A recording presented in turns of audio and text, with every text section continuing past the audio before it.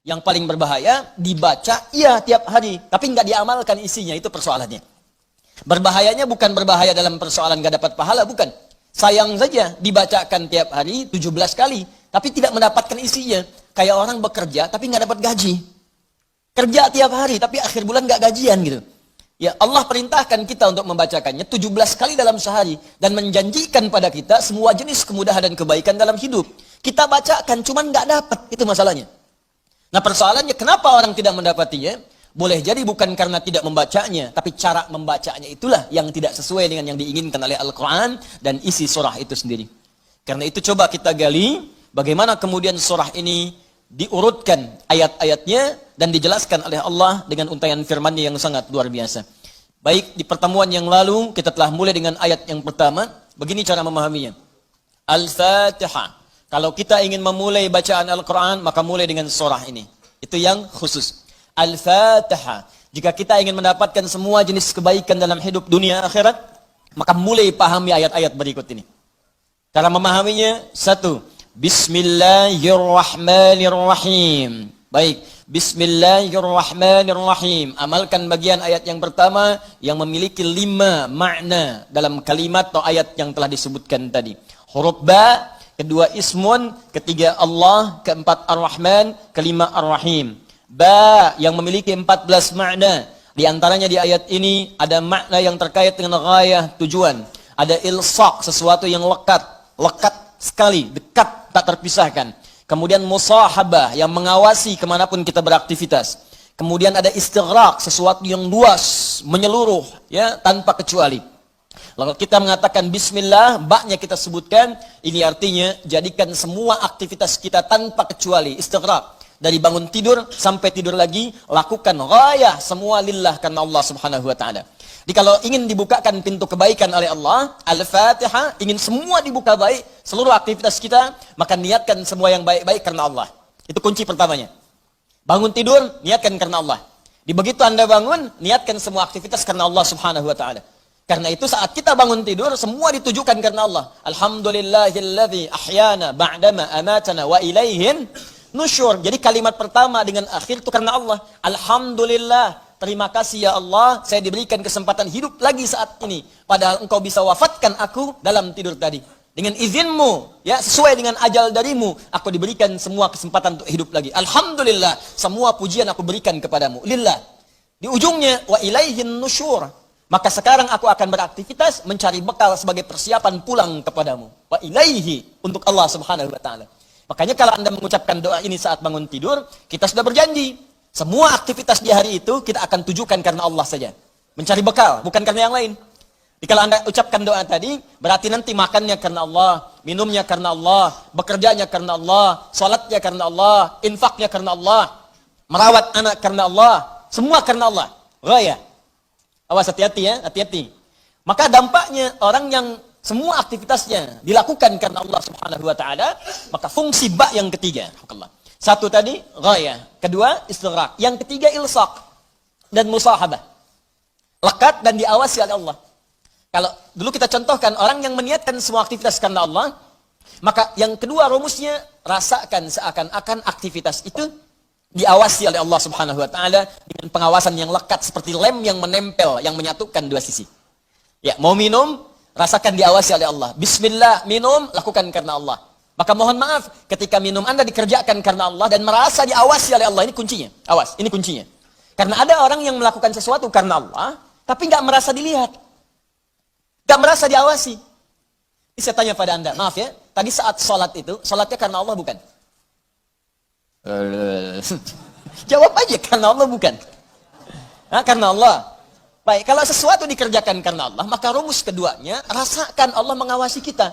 Pertanyaan saya yang kedua, saat Anda sholat tadi, saya sholat, kita sholat, merasa nggak diawasi Allah? Merasa nggak dilihat Allah? Karena beda antara orang yang merasa diawasi dengan yang hanya mengerjakan saja, itu lain. Akan beda, silahkan Anda bekerja, merasa diawasi, Anda akan serius dalam pekerjaan Anda. Mahasiswa yang sedang ujian, merasa diawasi, itu akan fokus kepada soal.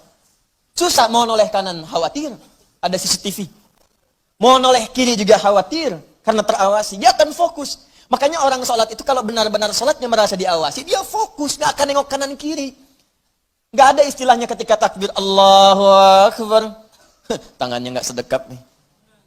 Tahiyatnya kok gerak-gerak ya. Atau bahkan saat sholat mikirkan yang lain. Allahu Akbar, tender ya Allah, tender. Allahu Akbar, WhatsApp belum diwales. Allahu Akbar, status belum diupdate. Jadi kalau kita benar-benar merasakan diawasi Allah, bahkan kita pun akan belajar bagaimana cara membacakan bacaan dalam sholat supaya benar. Karena malu gitu. Malu baca Al-Fatihah, bacaan belum bagus. Dan merasa didengar Allah, kan malu. Anda bicara di depan saya, bicaranya nggak jelas. Anda sendiri sudah nggak enak. Ustadz Adi, saya mau bertanya, silahkan. Kan kalau kedengaran nggak jelas pun, saya dengarnya pun nggak paham, Anda nyampaikan pun nggak enak. Sekarang Anda sholat setiap hari. 5 waktu menghadap Allah, belum tambahan sholat sunnah. Dan Anda sadar bacaan Anda belum bagus. Tapi anehnya merasakan didengar oleh Allah dan diawasi. Apa nggak malu gitu? Coba deh satu kali rasakan hal yang demikian. Jadi kalau kita memang merasa, itu dampaknya lain ke dalam ibadah kita. Nanti rumus terapannya, aktivitas harian kita. Ini minum, ini memang minum ini pekerjaan sederhana. Tiap hari kita minum. Cuman ada beda ketika minum kita itu merasa dilihat Allah. Maka saya katakan di pertemuan lalu, mustahil Anda akan menyentuh minuman yang tidak disukai oleh Allah. Mustahil. Jangankan menyentuh yang dilarang Allah. Mau minum pakai tangan kiri pun rasanya nggak enak. Pasti Anda akan pindahkan itu kepada yang lebih baik. Paham sampai sini ya? Ya sama dengan proses begini. Mencari nafkah, bekerja, dari di jalan, dari baca, berpakaian. Kalau semua dikerjakan karena Allah, demi Allah saya katakan, mustahil dalam pekerjaan bisa mudah menyentuh yang diharamkan oleh Allah. Nggak mungkin. Nggak mungkin mau terima proyek yang haram, itu mustahil. Mustahil ikutan tender yang haram, mustahil. Mustahil menjerumuskan diri pada yang tidak disukai oleh Allah. Karena merasa disukai, dilihat Allah. Dan merasa diawasi, jadi mustahil. Dusta itu mustahil. Bohong itu mustahil. Korupsi mustahil. Nyogok nggak mungkin. Bukan karena perkara takut orang lihat, karena Allah mengawasi kita. Makanya dulu, sahabat tuh ketika diajarkan seperti itu, bahkan anak-anak kecil, jangankan yang tinggal di kota, di ujung yang paling dalam di padang Sahara, yang sulit ada orang setiap waktu, yang kalau lewat cuman kambing gurun dengan unta, Anda bayangkan. Lewat kambing gurun, unta, kambing gurun, unta, kambing gurun, unta. Tapi perhatikan bagaimana mereka mengamalkan huruf ba dalam Bismillahirrahmanirrahim. Diuji oleh sahabat Umar bin Khattab radhiyallahu ta'ala anhu. Lewat padang pasir, kelihatan anak muda sedang menggembala. Saat menggembala itu, menggembala kambing, ditanya oleh Umar, diuji. Kata Umar, saya mau beli sebagian dari kambingmu itu. Kata orang ini bukan punya saya, punya tuan saya. Punya tuan saya. Kata Umar, tuanmu kan gak ada di sini, ini padang pasir yang luas. Orang yang gak ada, beli aja, bilang, dimakan serigala. Apa kata penggembala ini? Lalu di mana Allah? Idzan fa'ain Allah. Bayangkan penggembala saja di padang pasir yang orang yang nggak ada, yang gampang saja bilang ini dimakan serigala, dapat keuntungan banyak gitu. Ya, luar biasa. Yang dia katakan pertama kali bukan sekedar menolak, nggak mau takut ketahuan sama tuan, takut ketahuan sama pemiliknya, takutnya tidak. Pertama kali jawaban yang keluar, idzan aina Allah. Lalu Allah di mana? Allah di mana? Demi Allah saya katakan hakul yakin kalau setiap muslim merasakan dalam dirinya bahwa dia diawasi oleh Allah Subhanahu wa taala, maka lurus, damai, tenang, tentram dan baik semua urusan kehidupan. Enggak ada penipuan dalam perdagangan, enggak ada penipuan dalam hal-hal interaksi kehidupan. Tidak ada kecurangan, tidak ada keburukan, semua baik karena merasa dilihat oleh Allah Subhanahu wa taala. Itu baru huruf ba. Baru ba. Coba tiap hari kita baca itu. Satu huruf ini aja. Mohon maaf ya, selama hidup kita udah diamalin belum? Satu huruf ini aja. Ayo suami sama istri, berapa kali berkata hal-hal yang tidak tepat? Istri terhadap suami, berapa kali menerangkan sesuatu yang tidak tepat? Anak pada orang tua kepada anak. Walaupun hal-hal yang ringan, Bapak mau permen, nanti Papa beliin 1 truk. Kapan truknya datang? Ini huruf ba saja satu gitu. Anda menuntut banyak dari Allah, tapi Allah meminta kita mengamalkan 1 huruf aja, kita nggak maksimal. Coba lihat tuntutan kita setiap hari. Ya Allah lancarkan usahaku. Ya Allah luluskan dalam kuliahku. Ya Allah mudahkan pernikahanku. Ya Allah berkahi hartaku. Ya Allah lancarkan pekerjaanku. Banyak yang diminta, sembuhkan aku. Kata Allah, aku berikan semuanya. Amalin 1 aja huruf ba. Ba. Ketika benar mengerjakannya, ismun. Bimakna sumuun, bimakna raf'un. Terangkat, dimuliakan, ditinggikan. Ketika benar mengamalkannya, maka Allah akan berkenan meninggikan derajat kita, memuliakan kita pada semua aktivitas yang kita kerjakan dalam kehidupan kita. Syaratnya satu, kerjakan semua karena Allah Subhanahu wa taala. Allah sifatul uluhiyah wal ubudiyah, al-ma'budu bil haqqi aw al haqqil ma'bud. Bukan sekedar menunjukkan aktivitas karena Allah saja, tapi lekatkan dua sifat saat mengerjakannya.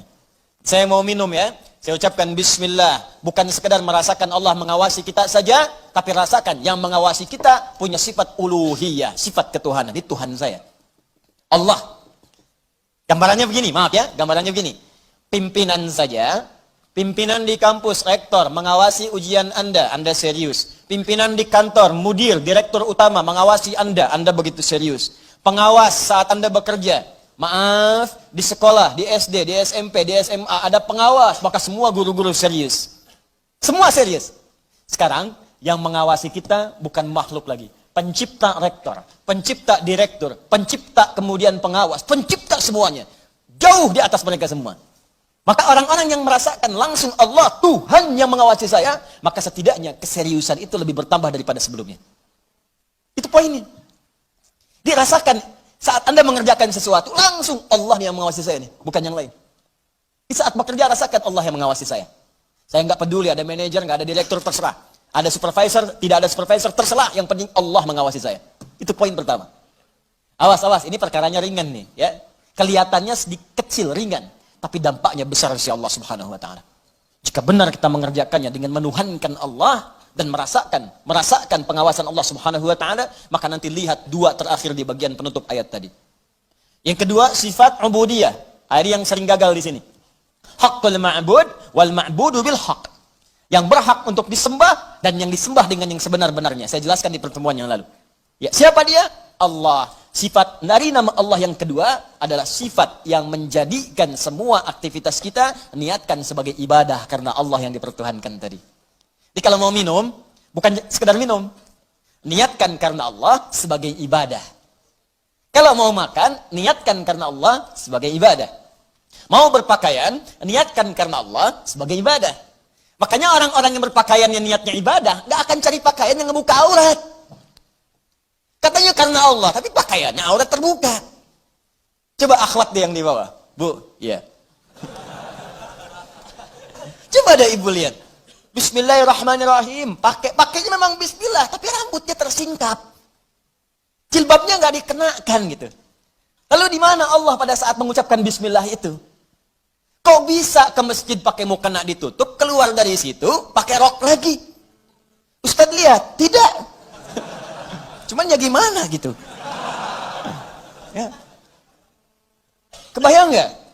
Pernah menemukannya seperti itu? Tuh. Ya kok bisa gitu kan? Di luar pakai rok, begitu masuk masjid kemudian ditutup semuanya.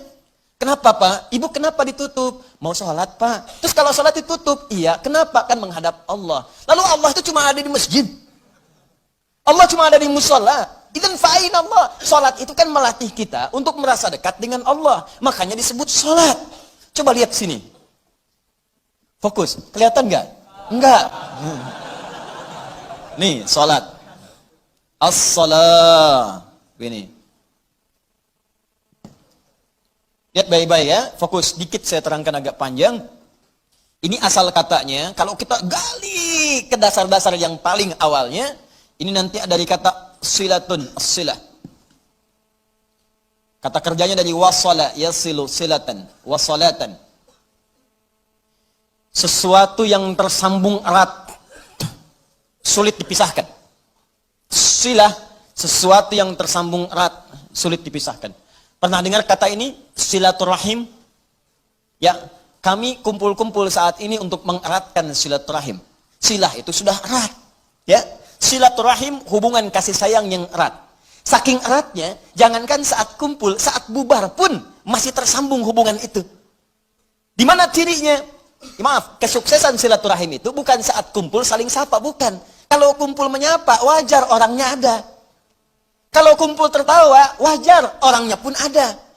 Silaturahim itu kalau ingin dilihat suksesnya saat pulang, apakah dia masih mendoakan Anda? Apakah masih mengingatkan Anda dalam kebaikan? Akhi, besok taklim ya. Akhi, malam tahajud ya. Kemudian Anda doakan tanpa sepengetahuan dia. Ya Allah, sayangi sahabat saya. Ya Allah, kekalkan hubungan kami sampai dengan ke surga. Ya Allah, jaga keluarga dia dalam kebaikan. Ya Allah, sehatkan semua anggota keluarganya. Ya Allah, jadikan kami bersaudara keluarga kami dengan keluarga dia. Itulah silaturahim, sila, hubungan yang erat, yang tak terputuskan dan tidak tersekat oleh tempat dan keadaan serta waktu. Itu sila. Nah, kalau kita ingin menjadikan latihan supaya kita terhubung dengan Allah, kapanpun, dimanapun, tanpa disekat oleh tempat dan waktu, maka latihannya untuk mendekat kepada Allah disebut dengan sholat namanya. Di sholat ini cara kita terhubung dengan Allah. Supaya saat terhubung itu, bukan cuma di masjid, nggak ada sekat tempat dimanapun tersambung dengan Allah.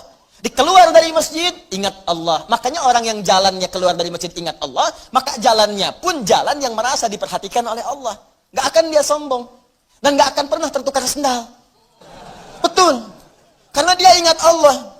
Allahumma inni as'aluka min fadlik. Ya Allah, saya memohon semua kemuliaan darimu. Begitu keluar pakai sendal, nggak akan tertukar. Bismillahirrahmanirrahim. Bukan punya saya. Mirip. Ya Allah, maaf. Pakai lagi. Jelas ya? Nah, itu namanya. Karena itu orang mengatakan as-salah itu doa. Ad-doa. As-salatu ya doa. Pengertian fikih. Salat itu doa, karena semua awal sampai akhirnya dalam salat kita baca doa. Tapi kenapa doa disebut salat? Karena saat berdoa kita tersambung dengan Allah Subhanahu wa taala. Itu poinnya. Makanya setiap orang berdoa itu nyambung dia dengan Allah. Ya Allah, ya Allah, ya Allah, nyambung. Karena itu di fikih disebut as-salat ya doa. Tapi asal maknanya sesuatu yang terhubung dengan Allah, hubungan yang sangat erat, tak terpisahkan waktu dan tempat. Makanya aneh kalau ada orang sholat ke masjid, dari mulai rok mini, kemudian pakai mukena ditutup, keluar masjid, dibuka lagi. Itu artinya nggak nyambung. Nggak nyambung. Nggak nyambung. Sama dengan ikhwan. Ke masjid antum ini, nyembah Allah, fokus, khusyuk, keluar dari masjid, maksiat lagi, nggak nyambung. Nggak nyambung. Ada yang salah itu. Jadi aneh kan, menuntut banyak kepada Allah, tapi hak-hak Allah nggak dipenuhi. Dan jangan sekat ibadah itu dalam konteks ritual saja. Bukan sekedar sholat, bukan. Sholat itu latihan. Bukan sekedar baca Al-Quran. Karena ibadah yang baik itu akan meluaskan aura ibadahnya di luar konteks dalam penilaian yang ritual itu. Di selesai ritual, keluar, masih ingat Allah. Coba buka Quran surah keempat, ayat 103. Perhatikan bagaimana Allah menjelaskan keutamaan apa yang dikerjakan setelah salat itu. Tadi yang saya terangkan maknanya. فَإِذَا قَضَيْتُمُ الصَّلَاةَ Maka jika engkau telah selesai mengerjakan salat, فَذْكُرُ اللَّهِ Maka salat yang benar itu saat dikerjakan akan mengingatkan engkau dengan Allah. Maka ingatlah Allah. Qiyaman saat berdiri. Jadi kalau orang benar salatnya, selesai salat berdiri, yang diingatnya Allah. Wa qu'udan, duduk. Anda ke mushola di kantor, balik dari ke mushola, balik lagi ke meja. Duduk di kursi, depan komputer, duduk sambil ngetik. Fadhkurullah, ingat Allah. Bukan sekedar subhanallah, subhanallah, subhanallah. Sambil ngerjain proyek, astagfirullah, astagfirullah, astagfirullah. Dicek oleh supervisor, di komputernya astagfirullah semua. Bukan itu. Bukan itu maksudnya. Maksudnya ketika Anda kerjakan itu, Anda ingat Allah, maka nggak ada nol yang bertambah. Tidak ada angka yang berubah, sesuai semuanya. Kenapa? Karena merasa diawasi oleh Allah Subhanahu wa taala. Tuh, dua poin itu hadir nggak dalam kehidupan kita? Apakah selama ini berpakaiannya karena Allah? Maka pakaian ini nggak akan dicari dari sesuatu yang haram. Dan pakaian ini akan digunakan pada yang baik-baik. Makanya pakaian yang diperoleh dari harta yang baik, akan keluar perbuatan baik dari itu. Harta benda yang dihasilkan dari proses yang halal, semuanya akan berkah. Coba lihat tuh, saya kan sering katakan, itu sendal Anda berapa kali dipakai ibadah? Berapa kali dipakai untuk ke masjid? Sepeda Anda, motor Anda, mobil Anda. Di rumah ada nggak satu ruangan yang belum pernah dipakai ibadah? Ada nggak? Coba cek, cari ya satu ruangan di rumah yang di situ nggak pernah dipakai ibadah, cari. Mulai sekarang pulang pakai dulu di situ. Khawatirnya saat dihisab itu nggak ada nilainya. Cuma jadi gudang. Jadi gudang. Masya Allah. Koper ditaruh di situ, kopernya pernah umrah tapi nggak pernah dipakai ibadah di situ.